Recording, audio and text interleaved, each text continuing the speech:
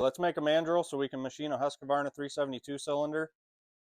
We need 2-inch 898. That's the distance from the combustion chamber all the way down to the extension. 3 inches is what we're going to go for clearance. 50 millimeter bore diameter, 1-inch 968.5 this side of the pond. We're going to face the end of the mandrel, that way it sits flat up against the squish band. Got our mandrel material set up in the chuck. We still got to get this zeroed out, tightened up, and easiest way to run an indicator, find your high side, bop it down, bop it down, bop it down.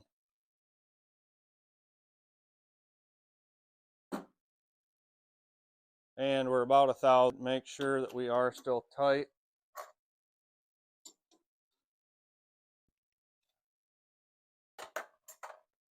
Run it around, check it again. Okay, we got between the jaws on that one.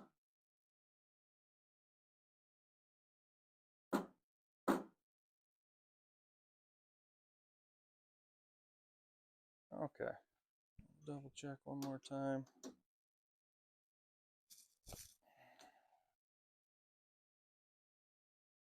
All right, we're within about 1,000 there. Go ahead and move our indicator. Eyeball-esque distance here.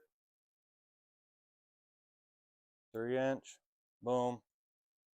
And we'll go ahead and wipe out our line.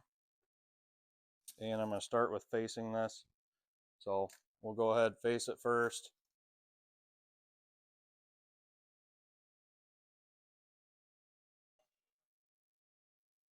Go through, just make sure that face looks right. Then I'll go ahead and run it under the machine's power. That way it's nice and smooth all the way across.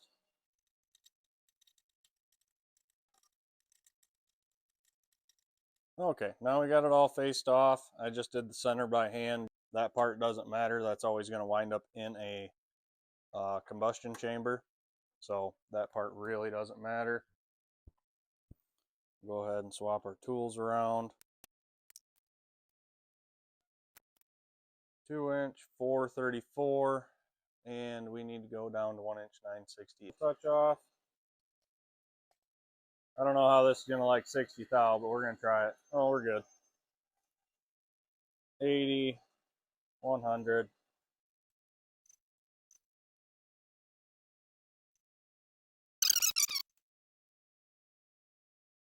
Inch 045.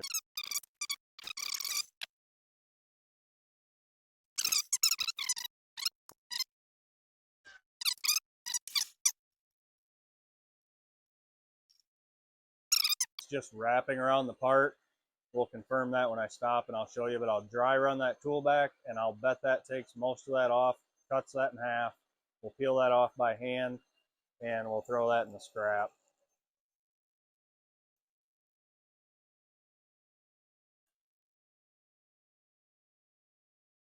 Just like that. And boom, we're down to a nice finish.